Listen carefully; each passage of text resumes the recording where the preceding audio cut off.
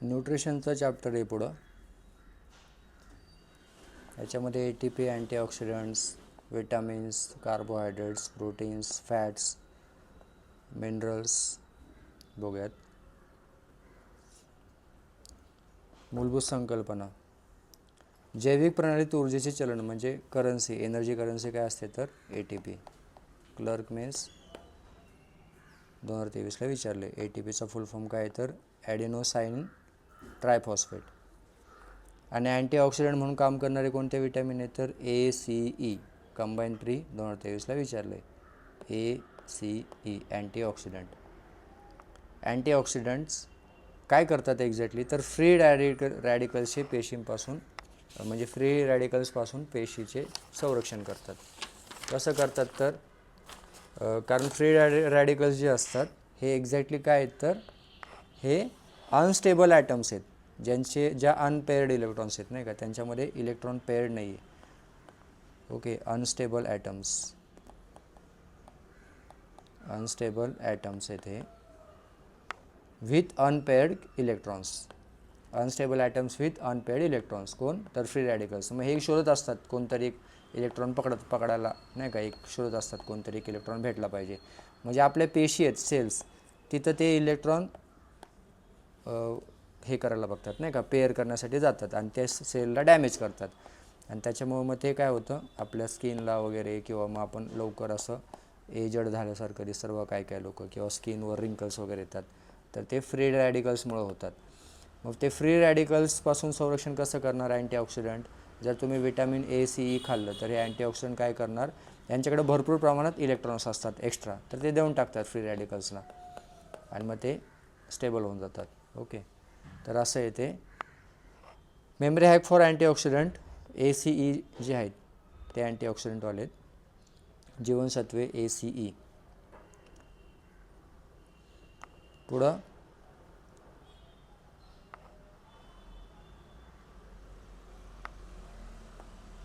जीवनसत्वे शरीराच्या वाढीसाठी आवश्यक सूक्ष्म पोषक तत्वे. मेदात विरघळणारी आणि पाण्यात विरघळणारी. मेदात विरघळणारी म्हणजे फॅट सोल्युबल कोण आहे तर ADEK. असं लक्षात ठेवू शकता. किडा हा मेदात विरघळतो. AMVI प्री 2020ला विचारलं आहे. आणि पाण्यात विरघळणारे मग विटॅमिन B आणि म्हणजे विटॅमिन B कॉम्प्लेक्स आणि BC पाण्यात विरघळतात. ओके, असं लक्षात ठेवू शकता. एक्साईजला प्रीला 2017ला विचारलं होतं. सो शरीराच्या वाढीसाठी आवश्यक येते विटॅमिन्स, फॅट सोल्युबल किडा आणि वॉटर सोल्युबल BC.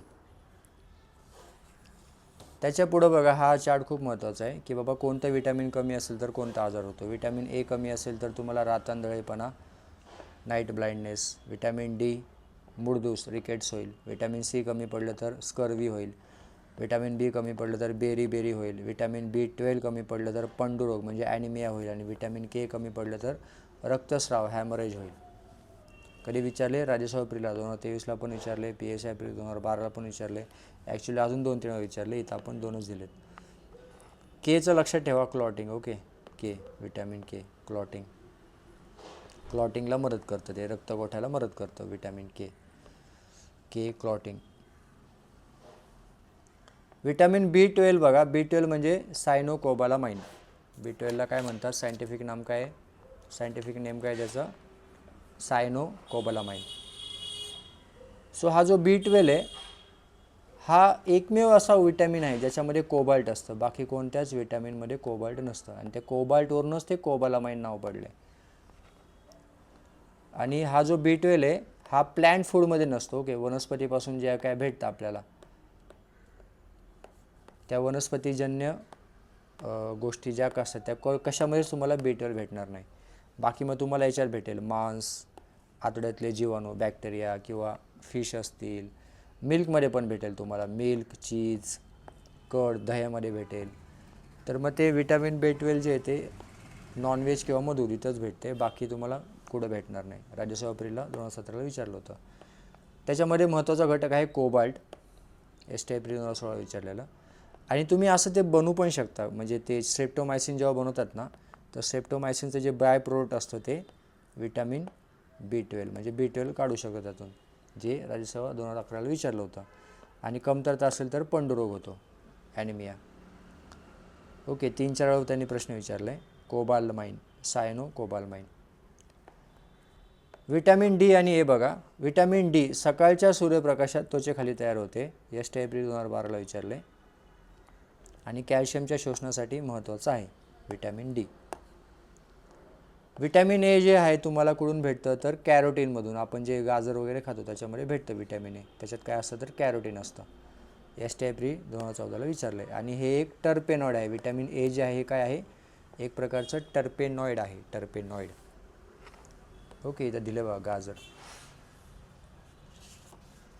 पुढं कार्बोहायड्रेट्स बघा. आहारातील ऊर्जेचा मुख्य स्रोत जो आहे, ठीक आहे, main source of energy, carbohydrate. तर सुक्रोज हे एक डायसॅक्राइड आहे. असं विचारतात किंवा डायसॅक्राइड आहे का पॉलिसॅक्राइड आहे का मोनोसॅक्राइड आहे. तर सुक्रोज हे डायसॅक्राइड आहे. आणि त्याचं अपघटन म्हणजे हायड्रोलिसिस जर झालं सुक्रोजचं तर काय होतं, त्याच्यापासून काय भेटतं, ग्लुकोज आणि फ्रुक्टोज भेटतं. ग्लुकोज आणि फ्रुक्टोज. राज्यसेवा प्री 2014ला विचारले. हे बघा, हायड्रोलिसिस झालं, ग्लुकोज आणि फ्रुक्टोज झालं. आणि त्याचं ॲरोबिक ऑक्सिडेशनपासून तुम्हाला काय भेटतं तर हे 37 आहे, इथं 60 करा, 60 ATP भेटतात, 60 ATP. एरोबिक ऑक्सिडेशनपासून तुम्हाला 60 ATP ऊर्जा मिळते. राज्यसेवा प्री 2018ला विचारलेलं आहे. ओके, हे जे झालं ना आपण एरोबिक ऑक्सिडेशन, ह्याच्यापासूनच जे काय भेटते तुम्हाला हे 60 ATP भेटते, 60 ATP करा इथं. पुढं बघा, स्पेशल कार्बोहायड्रेट्स, गोल्डन राईस आणि सेल्युलोज. विटॅमिन ए जो आहे गोल्डन राईस, ट्रान्सजेनिक राईस आहे, जनुकीय भात. ओके, याच्यामध्ये तुम्हाला विटॅमिन ए भेटतं. म्हणजे विटॅमिन ए त्याच्यात टाकलं जातं, ज्याला फोर्टिफाईड फूड पण म्हणतात बघा, फोर्टिफाईड फूड. म्हणजे त्याच्यामध्ये तुम्ही काहीतरी विटॅमिन प्रोटीन काहीतरी ॲड करता एक्स्ट्रा. तसंच ॲड गोल्डन राईसमध्ये यांनी ॲड केलेलं आहे. काय ॲड केलं आहे तर बीटा कॅरोटीन ॲड केलेलं आहे. ओके, मग बीटा कॅरोटीन काय आहे तर बीटा कॅरोटीन म्हणजेच विटॅमिन ए. ओके, त्याच्यामध्ये विटॅमिन ए भेटणार, जे आपण इथं वाचलं की बाबा कॅरोटीन कुठे गेलं रे, हे बघा कॅरोटीन नाही का हे. तर इकडेच तेच बीटा कॅरोटीन तुम्हाला कशात भेटेल, गोल्डन राईसमध्ये. आणि ते आपल्याला असिस्टंट पी 2015ला विचारलं होतं.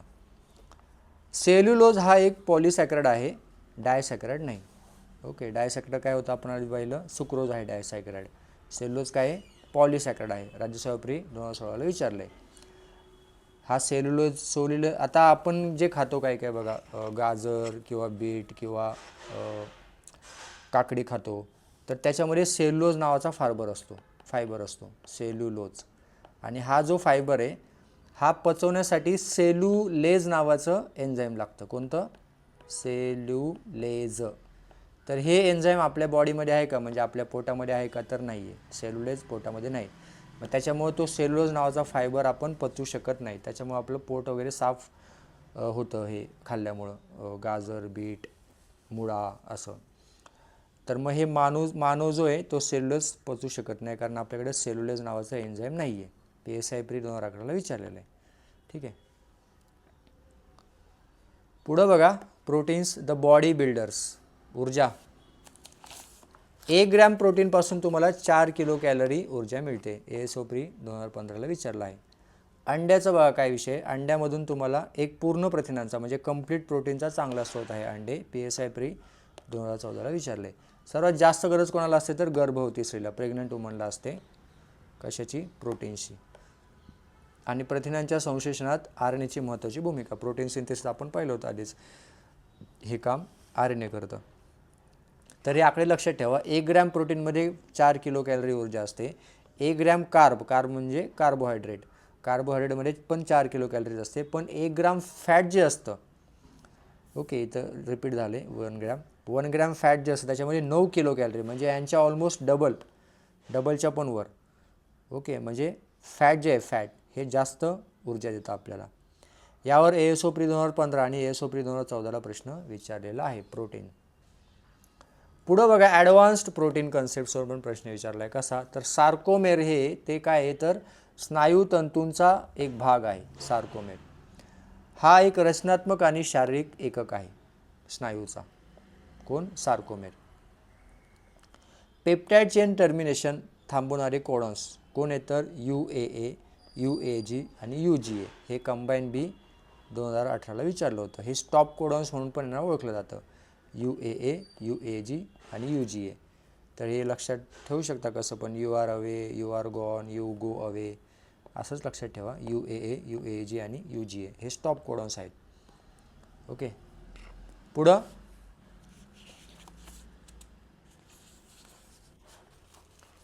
फॅटवर आहे बघा. फॅटबद्दल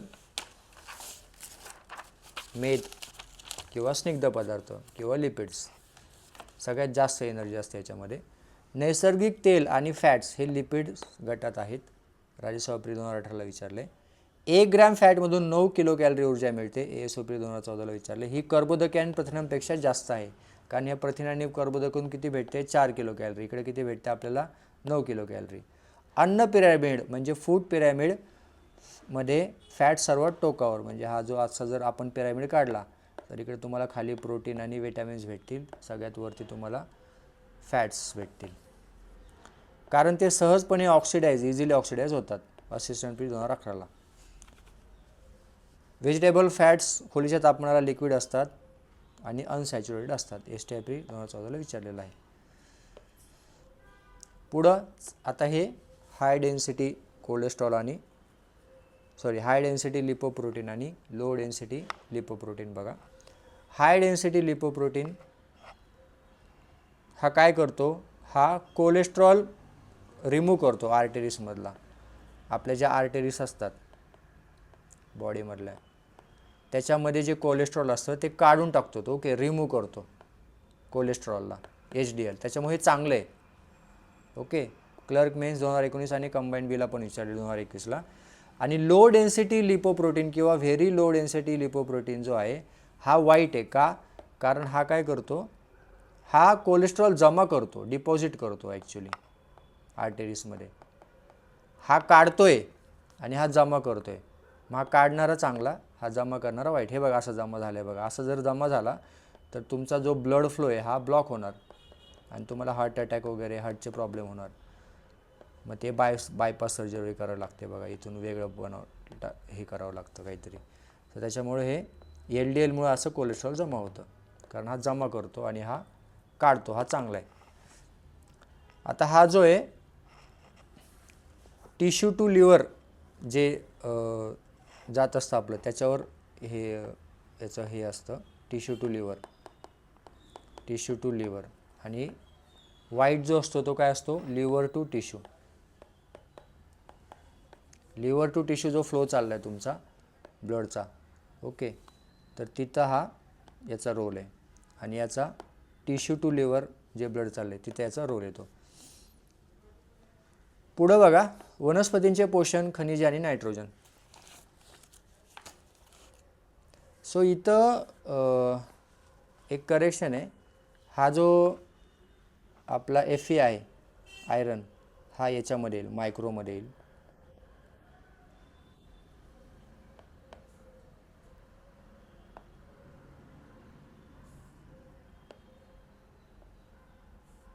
हा Fe इथं येईल मायक्रोमध्ये, इथं नाही येणार.